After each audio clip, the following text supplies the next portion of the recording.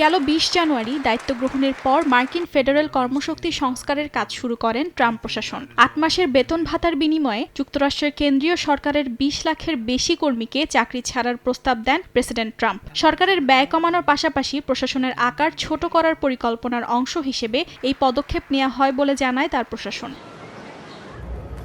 ৪০,০০০-এর বেশি কর্মী ট্রাম্পের স্বেচ্ছায় পদত্যাগের প্রস্তাবটি গ্রহণ করেছেন, যাদের বেতন সেপ্টেম্বরের ৩০ তারিখ পর্যন্ত দেয়া হবে। তবে অনেক কর্মী এই চুক্তির শর্তাবলী নিয়ে বিভ্রান্তির মধ্যে রয়েছেন। এর মধ্যেই ট্রাম্পের প্রস্তাব সাময়িকভাবে স্থগিত করেছেন মার্কিন আদালত। আগামী সোমবার পর্যন্ত স্থগিত থাকবে বলে জানান আদালতের বিচারক।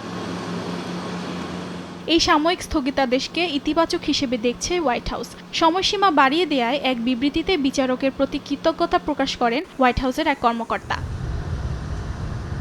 এদিকে মার্কিন প্রেসিডেন্টের এই পরিকল্পনার মাধ্যমে দক্ষ সরকারি কর্মীদের সরিয়ে রাজনৈতিকভাবে মনোনীত ব্যক্তিদের ও বেসরকারি ঠিকাদারদের আনা হচ্ছে বলে দাবি করেছে American Federation for Government Employees. আর ট্রাম্পের সিদ্ধান্ত জাতীয় নিরাপত্তার জন্য ঝুঁকি সৃষ্টি করতে পারে বলে উদ্বেগ প্রকাশ করেছেন দেশটির কেন্দ্রীয় গোয়েন্দা সংস্থার সাবেক এক কর্মকর্তা। অর্চিতা শাহজিন, সময় সংবাদ।